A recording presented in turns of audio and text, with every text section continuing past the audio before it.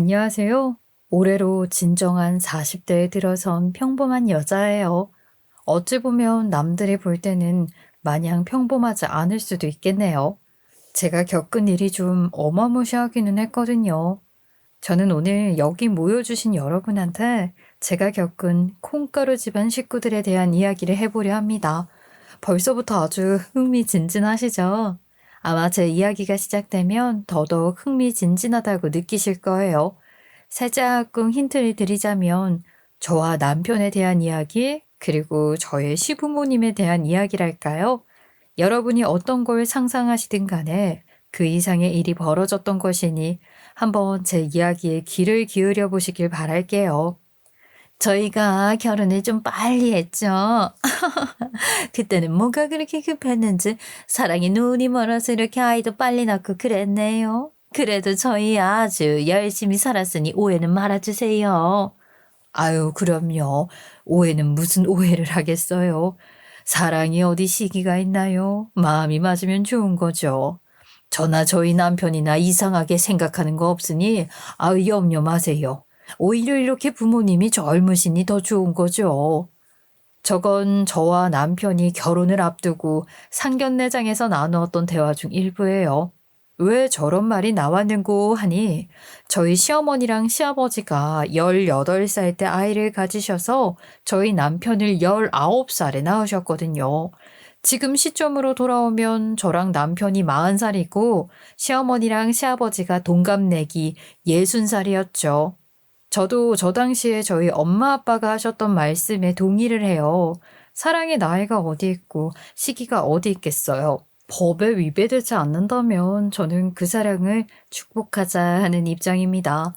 하지만 저렇게 사랑이 넘쳐 보이던 상견례장에서의 모습과 달리 저희 시댁에는 약간의 특이점이 있었어요. 시어머니가 시아버지를 극도로 단속했다는 점이랄까요? 그 특이점은 저희 부부가 결혼을 하던 날에도 어김없이 드러났었죠. 당신 헛짓거리 하지 말고 그냥 내 옆에 가만히 앉아 있어요. 알겠어요? 괜히 애들 결혼하는 날 큰 소리 나게 하기 싫으면 가만히 옆에 있으라고요. 아, 이 사람아 내가 무슨 헛짓거리를 한다고 그래. 아, 그리고 말 좀 가려서 해. 헛짓거리가 뭐야, 헛짓거리가. 아이고, 그러면 제발 좀 내 입에서 그런 소리 안 나오게 잘 좀 하지 그랬어. 아무튼 헛짓거리해서 괜히 좋은 날 분위기 망치지 마요. 나 분명히 얘기했어요. 아마 남들이 보면 시어머니가 시아버지에 대한 애정이 남다른가 생각도 많이들 하셨을 거예요. 시어머니는 결혼식 내내 시아버지를 당신 옆에 꼭 묶어두시다시피 하셨어요. 제 남동생 말에 의하면 결혼식장에서 시아버지가 화장실에 가셨는데 화장실 문 앞까지 시어머니가 지키고 서 계셔서 참 민망했다고 했었거든요. 얼마나 민망했는지 몰라. 사돈어른이 그렇게 딱 앞에 서 계시는데 아휴, 그러면서 나한테 정말로 누나 시아버님이 안에 계신 거 맞냐고 물어보더라고. 아니 거기서 다른 데로 나갈 출입문이 또 있는 것도 아닌데 말이야. 우리 어머님이 아버님을 너무 좋아하셔서 그래. 두 분이 결혼도 일찍 하셨잖아. 좋게 생각해. 저는 당시만 해도 시어머니가 너무 과하게 시아버지를 좋아하는가 보다 좀 유별나다 생각을 했었어요. 하지만 그건 그냥 제가 눈치가 없어서 그렇게 좋게 봤던 거더라고요. 결혼을 하고 나서 저도 시댁에서 가족의 일원으로 있으면서 깨닫게 되었어요. 시어머니가 충분히 그럴만 했다는 것을 말이에요. 아유, 나는 차라리 좋다. 어차피 너희들 결혼하고 나면 이제는 손님으로 지내는구나 생각했는데. 이렇게 짧게라도 한 지붕 아래 같이 있을 시간이 주어진 거니 얼마나 좋아? 그래도 우리가 뭐 너희 사는데 터치할 생각도 없고 우리도 우리 사는 거 바쁘니까 너무 어렵게 생각하지 마로. 네, 어머니 정말 감사해요. 이렇게 일이 지연될 줄은 저희도 몰랐던 터라. 아, 이래서 남한테 일 맡기는 것도 너무 마음 놓고 있으면 안 돼. 결국은 남 일이라 대충들 한다니까. 저희 부부는 신혼집을 싹 리모델링하고 들어가기로 했었어요. 그런데 업체 사정으로 일이 지연되어서 신혼집 리모델링이 덜 끝난 상황이었죠. 그래서 결국은 결혼하고 나서 3개월 정도를 시댁에서 머무르며 지냈었어요. 저희 친정 부모님은 해외에 거주하고 계셨고, 어차피 시댁 구조가 전원주택 구조인지라 시부모님이 1층, 저희 부부가 2층에 거주하며 살았죠. 시부모님이 저희를 배려해서 세입자를 구하지 않으셨던 터라 저희는 3개월 지내는 동안 월세 내고 지냈어요. 그게 맞는 도리라고 생각을 했고요. 제가 시댁에서 지낸다는 소식에 친구들 중에는 염려하는 친구들도 있었는데 어차피 아래에 분리해서 살고 서로 굳이 터치하지 않아서 괜찮았어요. 하지만 그것도 잠시였죠. 아유, 시끄러워. 이 여편애야. 내가 뭘 그렇게 잘못을 했다는 거야. 도대체가. 당신 이러는 거 병이야, 병. 아, 병이라고. 알아? 내가 숨이 막혀서 집에서 쉬지를 못해. 그거 내 잘못이다 이거야?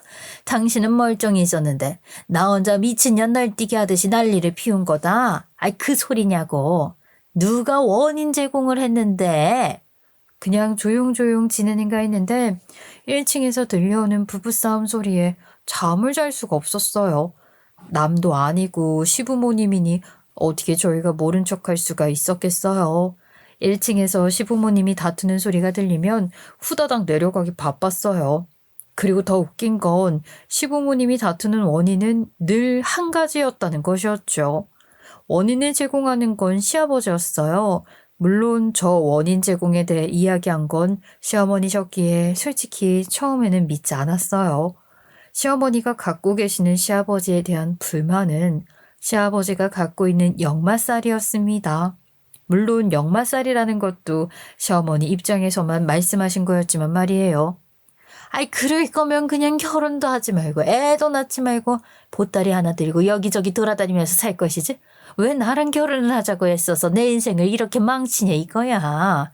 인간아 기운도 좋다. 기운도 좋아. 그건 맞았어요.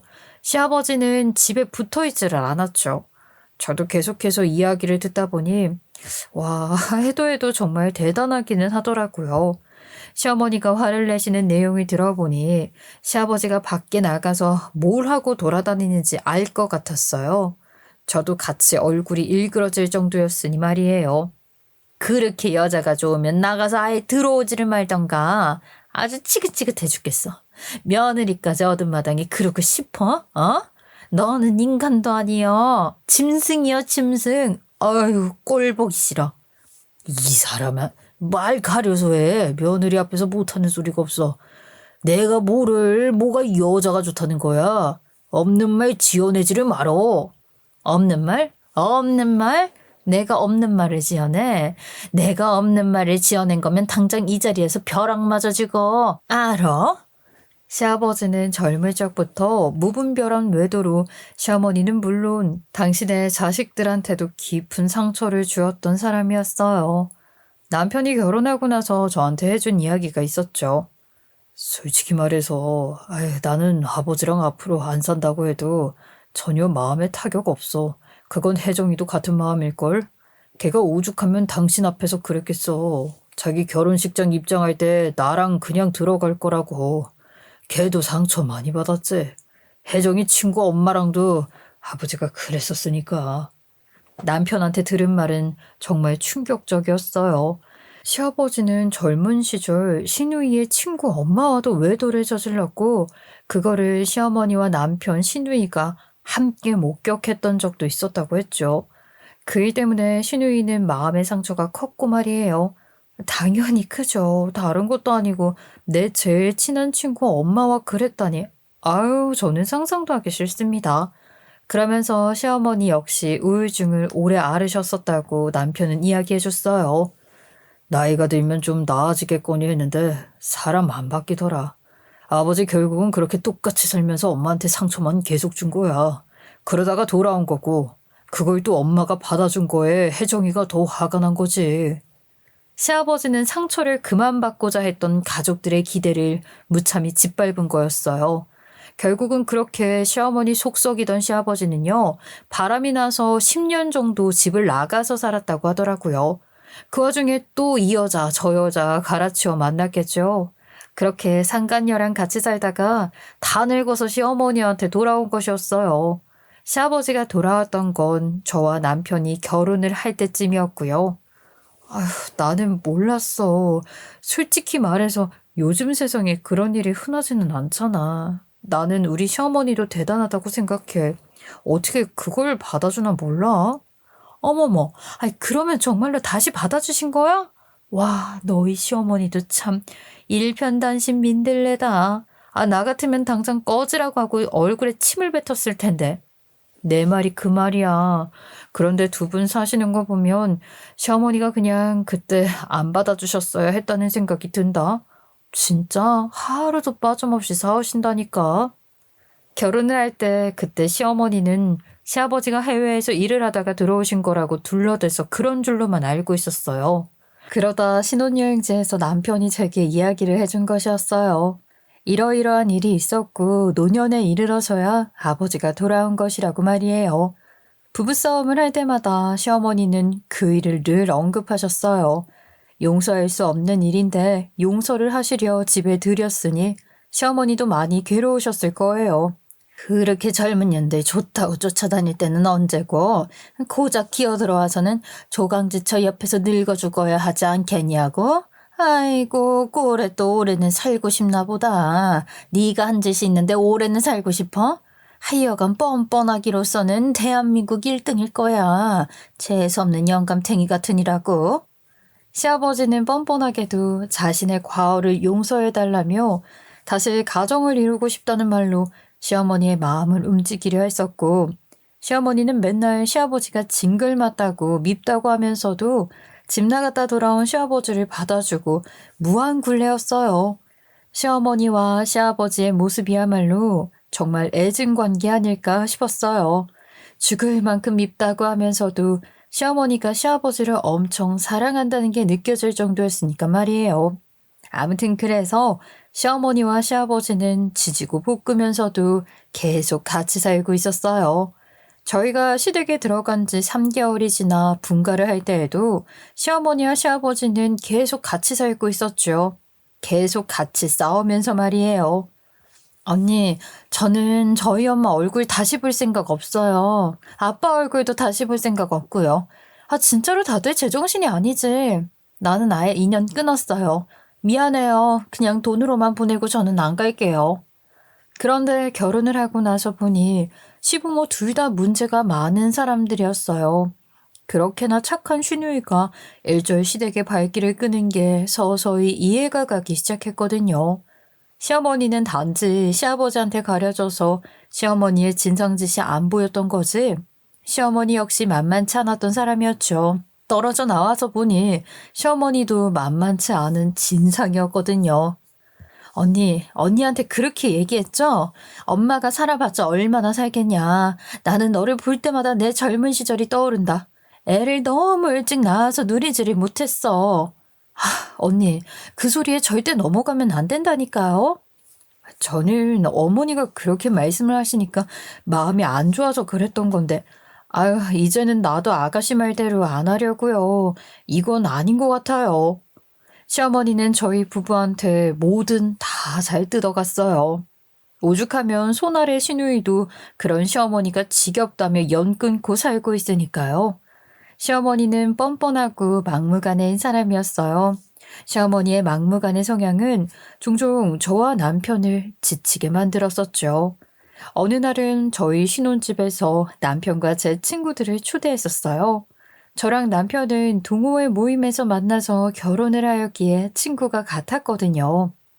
이것들이 말이야, 동호회에서 달리기를 열심히 했었어야지. 연애를 열심히 해. 너희들 다 내 덕에 만난 거 알지? 그러니까 오늘 술 제대로 사야 한다. 아이고, 내가 왜 그 소리 안 하나 했다. 걱정하지 말어. 우리가 오늘 너희 주려고 술도 아주 양주장 저리 가라 할 만큼 다 쟁여놨으니까.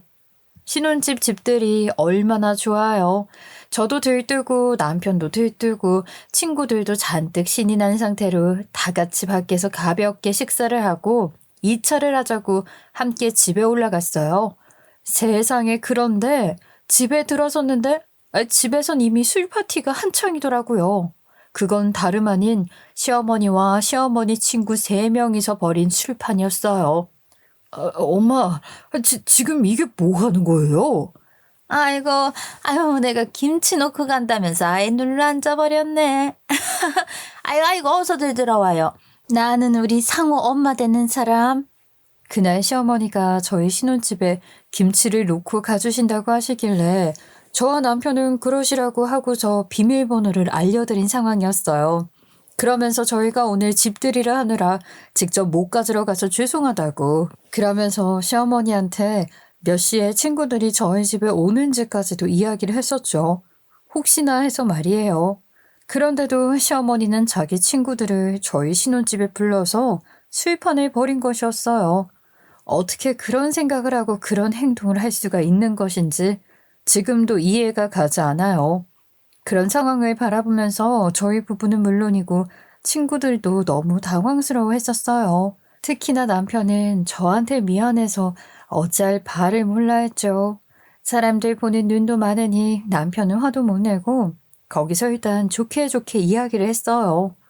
엄마, 오늘 우리 친구들 모이기로 한 건데, 그리고 우리가 없는 집에서 이렇게 이모님들이랑 술상을 보면 어떻게 해? 이거 내가 치울 테니까 나가서 드세요. 이모님들이랑 나가서 드세요. 아유, 뭘 또 나가서 먹어. 다들 같이 어울려서 먹자. 우리도 젊은 친구들이랑 말 좀 섞어가면서 젊은 기운 좀 받게. 아이, 안 그래? 남편이 저리 말하자 시어머니는 같이 먹자고 하는 거 있죠. 아니 저게 말이 되는 소리인가요? 시어머니랑 시어머니 친구분들이랑 같이 먹기 싫어서가 아니라 이미 그분들 단단히 취해 있는 상황이었어요. 한 분은 거의 주무시다시피 널브러져 계셨고요.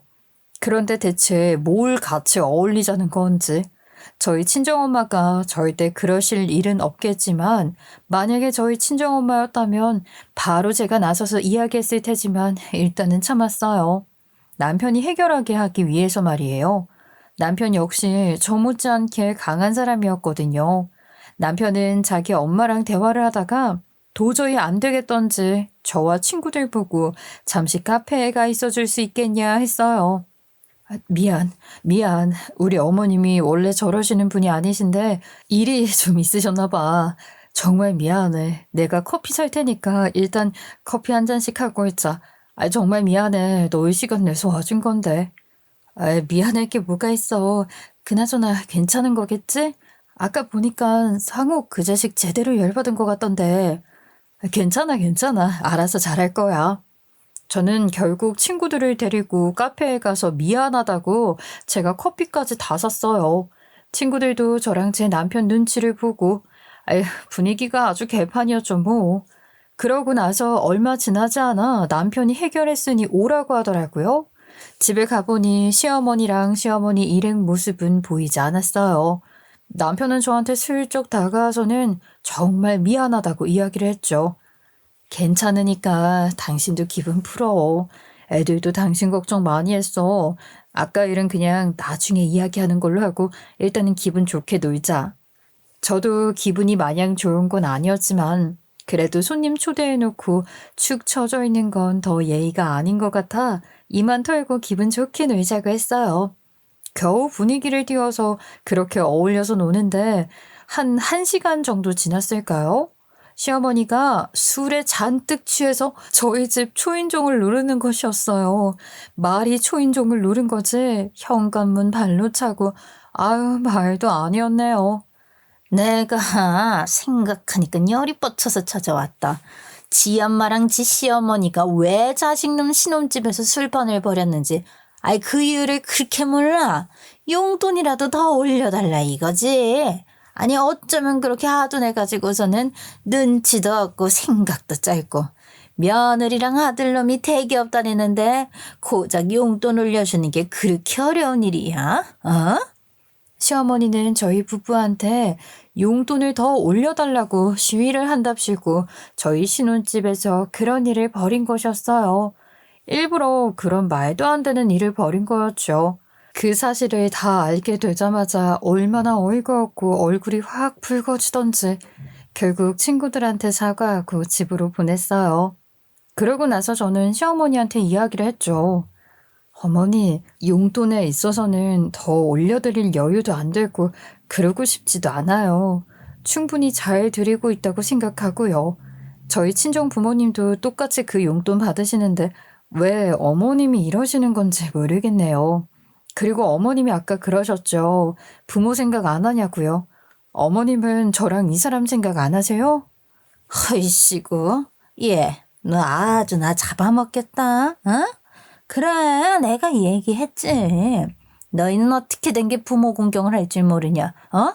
너희가 그렇게 안 하는데 내가 왜 너희를 생각해?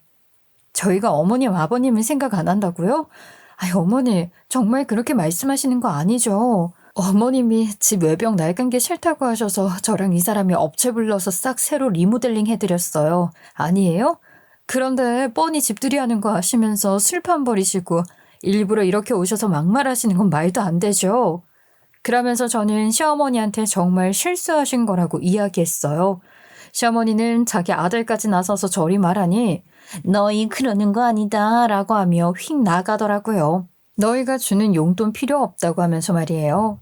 그래서 그 다음 달에 용돈 안 드렸어요. 그랬더니만 사과하더라고요. 아이, 뭐 술이 너무 취해서 기억이 안 난다 하면서요. 하여간 술 마시면 핑계대기 너무 좋죠. 기억 안 난다. 웃기지도 않아요. 솔직히 여기까지만 이야기 들어봐도 신우이가 연을 끊을 만하지 않아요? 그런데 시어머니의 진상짓은 여기서 끝나지 않았어요. 해가 갈수록 더하더라니까요. 아니, 나는 그렇게 생각한다. 뭐 100세 시대에 살고 있는데 굳이 촌스럽게 환갑잔치를 해야 하냐. 아니, 요즘 환갑은 그냥 생일이랑 똑같은 거다. 이렇게 말하는 사람들이 있는데 그거는 자기네들 생각인 거지. 안 그러니? 사람 누가 언제 갈지 모르는 거야. 가는데 순서 없잖니. 시어머니는 당신이 환갑이 되었는데 환갑이라고 저보고 잔치상을 거하게 차리라고 하더라고요. 저런 이유를 대면서 말이에요. 참네, 정말 환장할 노릇이죠. 그렇지 않나요? 어쩌면 그렇게 해가 갈수록 미운 짓만 골라서 하는 건지 어디 며느리 열받게 하는 학원이라도 다니고 있는 건 아닌가 뒷조사라도 해보고 싶었다니까요. 그리고 부탁을 할 때도 좀 좋게 하면 어디가 덧나나요? 꼭 그렇게 다른 집 며느리들이랑 비교를 하더라고요. 이번에 수란이네 딸내미랑 며느리들이 아주 그냥 거하게 상 받더라. 나는 그 집 갔는데 그렇게 눈물이 날 것 같더라고. 내 친구는 이렇게 며느리한테 대접받고 살고 딸 자식한테 대접받으며 사는데 나는 무슨 팔자가 이렇게 개뼈다귀 같을까 싶어서 말이야. 혜정이 고녀는 이미 싸가지 글러먹은 년이잖니. 그러니까 네가 좀 해라. 며느리 노릇. 아니, 그걸 정말 몰라서 그러는 걸까요? 자식이랑 며느리가 왜 대접을 안 해주려고 하는지 그 이유를 정말 몰라서 저는 너무 이해가 안 됐어요. 아니, 그냥 저 일에 대해서 이야기를 하고 싶지도 않더라고요. 저는 싫다고 했어요. 그 어떠한 이유도 갖다 붙이지 않고 그냥 단호하게 싫다고 이야기를 했습니다. 그랬더니만 전화기가 터질 것처럼 시어머니가 역정을 내는데요. 그것도 대꾸할 가치를 못 느껴서 싫습니다 하고 전화를 끊어버렸어요. 시어머니가 저를 다른 집 며느리들과 비교해서가 아니라 사실 저희 집 상황도 말이 아니었거든요. 제 남편놈도 지 아버지를 닮았는지 글쎄 바람이 났더라고요. 여자의 감이라는 게 있지 않습니까? 아빠, 우리 다음 주에도 또 캠핑 오면 안 돼요? 다음 주에는 마시멜로 사서 와요. 네? 지우야, 아빠가 미안해서 어쩌지? 아빠가 다음 주에는 회사에서 일을 하라고 해서 일을 하러 가야 하는데 우리 대신에 그 다음 주에 가자. 그때는 아빠가 마시멜로 맛있게 구워줄게. 그래, 지우야. 아빠 일 때문에 다음 주에는 우리랑 같이 못 계시잖아. 그러니까 그 다음 주에 가자. 아빠 쉬셔야 하니까 지우도 얼른 자. 어느 날 남편과 함께 딸아이를 데리고서 주말 캠핑을 갔던 때였어요. 딸이 사춘기 전일 때 실컷 놀러 다니자라는 생각으로 아이랑 추억을 많이 쌓으려 했거든요. 사춘기 되면 엄마 아빠랑 말도 섞기 싫어한다는 소리를 들어서 말이에요. 그렇게 신나게 놀고 술도 한잔하고서 잠을 청하는데 괜히 남편의 핸드폰이 열어보고 싶더라고요. 남편은 술에 잔뜩 취해서 뻗어있던 터라 제가 핸드폰을 갖고 뭐래도 아예 일어나지를 못하는 상황이었거든요. 평소에도 남편 핸드폰에 굳이 관심 갖지 않았었는데 그날은 정말 오로지 직감적으로 저 핸드폰을 열어보고 싶다라는 생각이 들더라고요. 그러면서 캠핑 내내 남편이 핸드폰 잠금 패턴을 어떻게 푸는지 계속 봤죠. 그 인간 바람 피우는 거 아니니? 아니, 어떻게 핸드폰을 그렇게 쥐고 사나 몰라. 아주 그냥 핸드폰이랑 연애하는 줄 알았다니까. 아이고, 상우가? 야, 상우 그 자식이 바람 피우는 거면 대한민국 남자들 절반 이상이 바람 피우고 있을 거다. 그뿐이게 문어발로 그냥 이 여자 저 여자 다 다리 걸쳐서 만날걸. 실은 그 전부터 전조가 있기는 했었어요. 남편이 몇 개월 전부터 핸드폰을 붙들고 있는데 영 눈에 걸렸거든요. 그것 때문에 친구랑도 이야기를 했었는데 또 친구 말을 들어보니 제가 아는 남편은 절대 그럴 사람이 아니었어요. 괜히 심란한 일 만들지 말자 스스로 다짐하고 바람 같은 생각은 날려버렸는데 캠핑장 가서 그게 딱 눈에 들어오더라고요. 그렇게 저는 남편의 휴대폰 잠금 패턴을 기억해뒀다가 남편이 뻗은 사이에 핸드폰을 열어서 확인을 해봤어요. 핸드폰을 열자 눈에 딱 들어오는 톡이 있더라고요. 역시나 내용이 범상치 않더니만 이 망할 인간이 불륜을 저지르고 있었습니다. 심지어 제 생일 바로 전날까지 그 여자랑 술 마셨더라고요. 그걸 발견하고는 손이 어찌나 덜덜 떨리던지 그것들이 나눈 대화가 너무나 역겨워서 미쳐버릴 것 같았어요. 오늘 자기 와이프랑 하루 종일 있으면 나랑 연락 못 하겠네? 아우, 너무 짜증난다.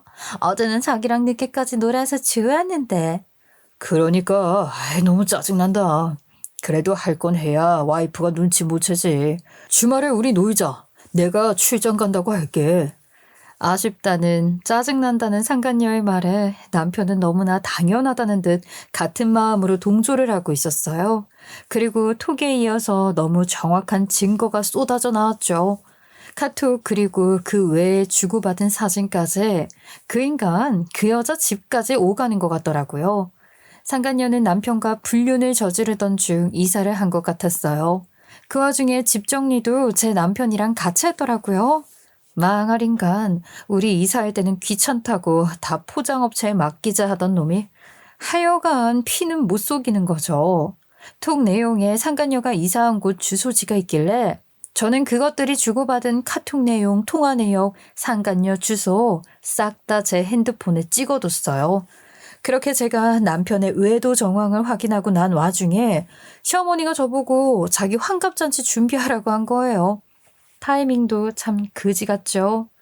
여보, 혹시 무슨 일 있으면 바로 전화하고 당신 남편이 너무 능력이 좋아서 회사에서 여기저기 일 시키는 거니까 자기가 조금만 더 이해해 주라. 내가 얼른 자리 잡아야 당신도 회사 여유 있게 다니지. 더군다나 남편은 거의 두 집 살림을 하다시피 해서 저희 집에서는 일주일에 3일 정도 있었네요. 저한테는 회사 프로젝트 때문에 지방에서 지내야 한다는 핑계를 대고서 말이에요. 능력이 좋아서가 아니라 다른 능력이 좋아서 두 집 살림이나 하고 다니는 거겠죠. 그리고 더 웃긴 게 뭔 줄 아세요? 그 인간 직장 동료 중에 한 놈이랑 짜고서 저를 속인 거였어요. 더러운 것들. 상간녀 친구랑 남편 놈 직장 동료도 불륜이더라고요. 아주 이건 뭐 동물의 왕국이 따로 없었어요. 뻔뻔한 자식을 키운 뻔뻔한 시어머니. 그 핏줄이 다 똑같은 핏줄이라고. 저는 시댁 식구들 죄다 꼴 보기가 싫더라고요. 착한 시누이마저도 연락 오는 게 싫었거든요. 그래서 저는 제대로 그 집안 식구들 물을 먹이기로 작정을 했어요. 아주 대대적으로 개망신을 주겠다는 생각으로 말이에요. 그래서 저는 말을 바꿨어요. 아유, 어머니, 제가 다시 한번 생각을 해봤는데 지난번에는 제가 어머니한테 너무 말을 못되게 한 것 같아서요. 그게 내내 마음에 걸리더라고요. 아이고, 웬일이니? 그렇게 소닭 보듯이 싫다고 탁 잘라 말할 때는 언제고? 그러게요. 제가 너무 경솔했어요. 요즘에 회사 일이 너무 바빠서 제가 좀 예민해져 있었는데 어머니한테 말을 나쁘게 했죠. 정말 죄송해요. 그래서 말인데요, 어머니. 제가 어머니 환갑잔치 직접 챙겨드리고 싶은데 지금이라도 이렇게 말씀드리는 거 괜찮을까요?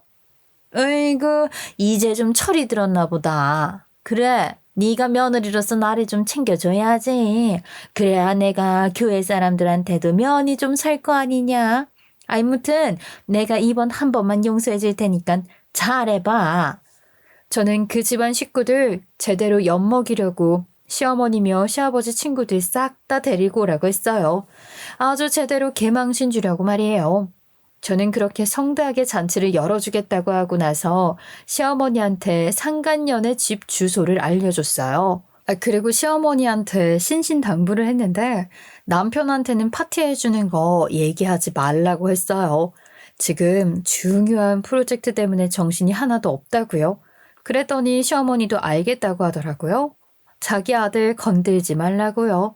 그렇게 상간년의 집이 오피스텔인데 시어머니한테는 거기가 파티룸이라고 구라를 친 거였죠. 그렇게 아무것도 모르는 시어머니와 시아버지는 당신 아들내미랑 바람 피우는 상간년의 집에 좋다고 오기로 한 거예요. 자기한테 무슨 일이 벌어질지도 모르고서 말이에요. 그리고 일부러 저는 그 오피스텔 근처에 있다가 시어머니와 시아버지 그리고 시부모의 친구들을 이끌고 제가 직접 그곳으로 올라갔습니다. 여러분은 혹시 상상해 보신 적 있으신가요? 시부모를 이끌고 남편이 바람 띄우고 있는 상간녀 집으로 가는 그 상황을 말이에요. 물론 그건 두 번 다시 겪고 싶지 않은 상황이지만 그 당시에는 남편을 제대로 개망신 줄 수 있을 거라는 생각에 제가 아주 들떠 있었죠. 그렇게 결전의 순간이 찾아온 거예요. 초인종을 누르자마자 문이 순순히 열리더군요. 아니, 안에 사람이 있는 거야? 네, 어머니. 아무래도 제가 음식하는 건 종류가 한계가 있다 보니까 아예 출장 뷔페를 불렀어요. 어르신들 입맛에 맞는 음식으로 라인 잡아서요. 어머머, 며느리가 아주 통이 크네. 자기는 좋겠다. 뭐를 다 이 정도는 하는 거지. 안 그러니? 저의 거짓말에 시어머니는 콧대며 어깨가 잔뜩 올라가서 내려올 줄 몰랐어요. 사실 그건 모두 거짓이었는데 말이에요. 상간녀 집안에 있던 그 바퀴벌레들이 문을 순순히 열어준 이유는 그것들이 배달 음식을 시켜놓은 상황이었어서요. 제가 당연히 남편 뒤에 사람 붙여서 그것들 행동을 주시해 두었거든요. 그리고 아무 의심 없이 문을 연 건 다름 아닌 상간녀였습니다. 상간녀는 자기 눈앞에 서 있는 60대 남녀 무리와 저를 보고 당황스러워했죠. 오빠? 그런데 이게 웬걸? 여기서요 더 반전이 뭔 줄 아세요? 미진아, 네가 여기 왜 있냐? 어? 너 그동안 오빠한테 연락도 다 끊고 어디 갔던 거야? 뭐? 미진이? 남편이 바람을 피우는 상간녀가요. 글쎄 시아버지랑 10년 동안 같이 살았던 불륜녀였던 거예요. 그래서 상간녀가 자기 눈앞에 서 있는 저희 시아버지를 보고 오빠라고 했던 거였죠. 일단 시어머니는 거기서 눈이 1차로 돌았어요. 그런데 또 타이밍 기가 막히게 제 남편이라는 인간이 자기 내연녀가 안 오니까 세상 편한 차림으로 현관으로 왔네요. 시어머니는 거기서 또 2차로 터져버리고 만 것이었죠. 아이고, 이게 무슨 일이야? 이게 다 뭐야? 아주 애비랑 아들놈이 개짓거리를 하고 난리가 났네. 이 여시 같은 년아, 내가 대체 너한테 무슨 잘못을 했길래 네가 이래, 어? 너 뭐야, 이 여시 같은 년아? 아우, 이거 안 나요? 이거 나. 이게 지금 뭐 하는 짓이야? 당신들 이거 주거 침입이야, 지금. 알아? 주거 침입? 그래, 이년아. 내가 아주 오늘 주거 침입에다가 사람 하나 하늘로 올려보내서 그걸로 싹 다 죄값 치러보자. 시어머니는 당신 아들내미가 바람 피우는 현장을 목격함과 동시에 그 상간녀가 자기 남편이랑도 바람을 피운 여자라는 걸 알게 된 거였어요. 제가 제일 처음에 말씀드렸었죠? 시아버지랑 남편이 18살 차이가 난다고 말이에요. 상간녀가 제 남편보다는 6살 많았고 시아버지보다는 12살이 어린 여자였어요. 그러니 제 남편이라는 멍청한 놈은 6살 많은 누나라도 좋다고 같이 살고 있었던 거였고요. 오빠? 뭐야, 지금? 누나, 그러면 나랑 만나기 전에 만났다는 사람이 우리 아버지야? 우리 아버지 만난 거냐고. 말 그대로 이게 개판이지 뭐가 개판이겠어요. 시어머니가 상간년 머리채를 잡고 휘두르는 사이에 남편과 시아버지가 싸우더라고요. 상간녀를 두고서 말이에요. 상간녀가 환승연애를 한 거 있죠. 시아버지한테 잠수 이별을 고하고 나서 그 더러운 여자가 바로 제 남편한테 온 거였어요. 아, 정말 가관이지 않나요? 상간녀를 두고 벌어진 시아버지와 제 남편의 싸움으로 현장의 상황은 절정에 달았어요. 그래, 오늘 어디 한번 누가 먼저 죽나 해보자. 이 여시 같은 년? 내가 너 때문에 10년을 소가리를 하고 살았어. 알아? 이 더러운 거사. 내가 너랑 무슨 원수를 지었길래 내가 뭘 잘못했는데 이 망할 년 내 남편도 모자라서 내 아들놈을 건드려? 이 망할 거사. 이거 안 나? 아, 내가 뭘 잘못했는데. 아줌마 아들이랑 남편이 나 좋다고 매달리는 걸 나보고 뭐 어쩌라고. 아, 이거 안 나? 이 무식한 여편네야. 아줌마가 이러니까 아줌마 남편이 10년 넘게 나한테 돈 갖다 바치면서 나랑 산 거야. 알아? 거기다가 시어머니는 눈이 돌아서 상간녀 머리털을 죄다 뽑아놓겠다고 난리였어요. 와, 그 와중에 상간녀도 양심이라고는 눈꼽만큼도 없는 년이더라고요. 저거 말하는 거 들으셨죠? 제가 지금 글을 쓸 때 그때 제가 찍어둔 영상 보면서 쓰고 있거든요. 물론 조금 더 순화해서요. 현장에서는 정말 입에 담기도 싫은 내 귀에 듣고 싶지도 않은 엄청난 욕이 오갔어요. 저는 왜 상간녀한테 손을 안 댔냐고요? 이유는 간단했어요. 너무 더러워서 말이죠. 그런 여자한테 제 손을? 아유, 너무 싫어요. 저는 제 손으로 우리 예쁜 딸 아껴주고 싶지 그런 인간 같지도 않은 것한테 갖다 대고 싶지도 않았네요. 다시 시어머니 시점으로 돌아와서 자기 남편이랑 바람 피운 여자가 자기 아들하고도 바람을 피우고 있었으니 제정신일 수 있는 사람이 얼마나 있겠어요? 시어머니는 정말이지 초인적인 힘으로 의자도 집어던지고 헐크가 따로 없었습니다. 저는 그냥 그 현장을 죄다 동영상으로 찍으면서 뒤에서 가만히 구경만 하고 있었어요. 뭐야, 경찰을 왜 불러? 아, 쪽팔려 죽겠네, 진짜. 아, 이봐요. 경찰이면 우리 인권도 존중해줘야죠. 밖에서 저 사람들이 영상 찍는 거, 그거 못 찍게 해야 하는 게 먼저 아니냐고.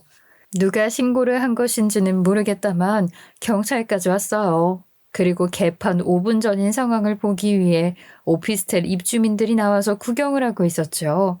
몇몇 사람들은 그 안에서 벌어지는 일을 영상으로 담더라고요. 미리 선글라스를 준비해 가서 망정이지 저는 선글라스로 제 얼굴 딱 가리고 잘 있었습니다. 그래도 경찰들 앞에서 창피해지기는 하더라고요. 그 말도 안 되는 상황에 저까지 얼굴이 붉어지기는 했었어요. 그 아버지의 그 아들이라고? 그것도 한 여자를 두고서 아빠랑 아들이 바람을 피운 거라니 누가 봐도 창피하고 더러운 상황인 거죠. 누나는 괜찮은 거 맞아? 그러지 말고 엄마 아빠한테 같이 가서 지내지. 그 인간들이 누나한테 해코지 하면 어떻게 하려고 그래. 그렇다고 내가 계속 같이 있어줄 수도 없는 노릇이고.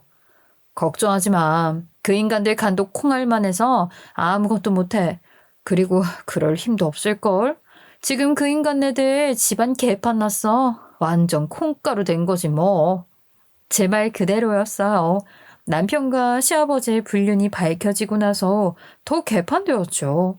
시어머니 환갑잔치? 그거 한다고 같이 따라온 친구들 있다고 했었잖아요.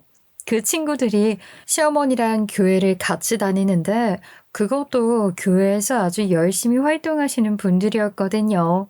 시어머니랑 시아버지도 교회에 아주 헌신적인 분들이었고요. 그런데 세상에 그런 말도 안 되는 꼴을 보였으니 난리가 나도 제대로 난 거죠. 시아버지라는 인간은 당연히 그 교회에서 평판이 아작났고 시어머니도 창피해서 교회도 못 가고 집안에 틀어박혀서 이혼 준비만 한다더라. 그 인간 여동생이 나한테 전화해서 알려준 거야. 나한테 미안하다고 하더라. 아휴, 아가씨도 불쌍하지. 부모도 둘 다 정신이 나갔는데 오빠라는 놈까지 지 아빠랑 똑같은 짓을 했으니 아휴. 물론 저는 여기저기 잘 다녔어요. 제가 잘못한 건 단 하나도 없었으니까요. 그런데 잘 다녀도 너무 여기저기 쏘다녔나 봐요. 제가 사고를 좀 쳤거든요. 제가 남편이 외도를 벌인 그 현장을 정확히 목격을 했고 동영상까지 찍어뒀으니까 저한테 좀 증거가 많았잖아요. 심지어 그 영상에 시아버지랑 남편이 상간녀 들고 싸우는 내용까지 다 찍혔었으니까요. 말 그대로 빼박인 거죠. 남편이랑 이혼을 진행하는데 그냥 그 인간이랑 상간녀한테 피해 보상 좀 받고 위자료랑 재산 분할 받는 걸로 끝나는 게 뭔가 더 화가 나더라고요. 그래서 제 뒤에서 뒤통수를 신명나게 쳐댄 전 남편한테 복수를 하고 싶었어요. 언니, 호진 씨한테 얘기 제대로 한 거 맞죠? 내가 언니한테 이런 부탁해서 미안하네. 당연히 했지. 망할 것들? 아니, 내가 아주 그것들 개망신 제대로 줄 거야. 겁도 없지. 어쩌면 인생이 이럴 수가 있는 거야. 나 그래도 네가 말 안 해줬으면 아무것도 모르고 그 인간이랑 평생 살다가 뒤통수 맞았을 거야. 내가 말해줬으니까 걱정하지 마. 나도 호진 씨한테 부탁했어. 여차하면 내가 바로 내려가면 돼. 그래서 저는 그 인간이 다니는 회사에 제가 수집한 외도 영상, 외도 증거물이 된 카톡 내용을 뿌렸어요. 제가 이야기했던 거 기억하실 거예요. 남편이라는 인간이랑 같이 직장 다니는 놈 한 명도 같이 바람 피웠다고요. 제가 그 인간 와이프랑도 친했거든요. 그 언니는 남편이랑 사내연애해서 결혼했어요. 제 남편이랑 그 동료가 일하는 바로 위에서 근무를 했죠. 그 언니랑 같이 복수하기로 한 거예요. 언니, 현수막 같은 거 걸면 너무 티나고 그것도 뭐 불법 설치라서 안 된다고 하는 사람들이 많더라. 그래서 말인데 아예 한 명 한 명 보내는 건 어때? 저는 계획을 새로 세웠어요. 그냥 그 인간 회사 사무실 사람들한테 일일이 보내기로 말이에요. 이전에 제 나름 내조하겠다고 그 인간 사무실 사람들 이름 한 명 한 명 다 기재해서 쿠키를 돌린 적이 있었거든요. 그때 이름 뽑는다고 만들어둔 파일이 제 컴퓨터에 남아 있었고요. 발 없는 말이 천리 간다고 입소문 퍼지는 건 순식간 아니겠어요? 결국 그 인간 저랑 이혼 소송 진행하면서 회사에서 징계위원회까지 가게 되었어요. 징계위원회 열려서 월급 삭감되고 지방으로 파견된 거 있죠? 너 정말 이렇게까지 잔인하게 했어야 했던 거냐? 나 애 아빠야. 그런데 네가 이렇게 할 수 있어? 네가 애를 생각해서라도 나한테 이렇게 했으면 안 되는 거 아니야? 나중에 애가 다 알고 나서 나 원망하면 너 어떻게 하려고 그래? 애가 나 때문에 너를 원망할 것 같아? 그렇게 생각한 거면 너 정말 정신과 치료받아야겠다. 나 때문에 애가 너를 원망하는 게 아니라 네가 한 그 더러운 짓 때문에 원망을 듣겠지. 그런데 그거 알아? 내가 봤을 때 네 미래는 딱 네 아빠야. 결국 너도 나중 가서 네 자식한테 외면당할 거야, 이 쓰레기 같은 놈아. 전 남편은 저와 이혼을 하면서 저한테 제대로 패배했어요. 저한테 위자료며 재산 그리고 아이에 대한 양육권까지 다 빼앗겼거든요. 다른 건 몰라도 아이 양육권을 제가 갖고 올 수 있게 되었을 때 아이 낳고 힘들어 죽겠지만 이악 물고 회사 다닌 게 참 잘한 일이라고 생각이 들더라고요. 육아휴직 안 쓰고 일하고 버텨서 지금도 좋은 직장을 다니고 있으니 말이에요. 경제적으로 안정적이니 제가 아이 양육권을 더 쉽게 가져올 수 있었던 거죠. 그 인간은 마지막 순간까지도 자기가 뭘 잘못했는지 모르는 것 같았어요. 자기 아빠라는 사람처럼 말이에요. 이전 시아버지 역시 자기 아들처럼 개털이 되었더군요. 그 정신 나간 놈 그렇게 개망신 당하고도 그년한테 갔더라. 아이 그러면 뭐해. 개털된 노인네 그 여우 같은 년이 거들떠나 봤을 것 같니? 이도 저도 못하게 된 거야. 그녀는 또 새서방 찾아서 살림 차렸는데 지가 가서 뭘 하겠냐고. 시아버지는 그렇게 개망신 당하고도 그 상간녀한테 다시 갔다가 결국 버림을 받았어요. 이전 시어머니한테 돌아가지도 못하고 자기 고향으로 내려갔다고 하더라고요. 더 놀라운 건 저 이야기를 저한테 이전 시어머니가 직접 이야기해줬다는 거예요.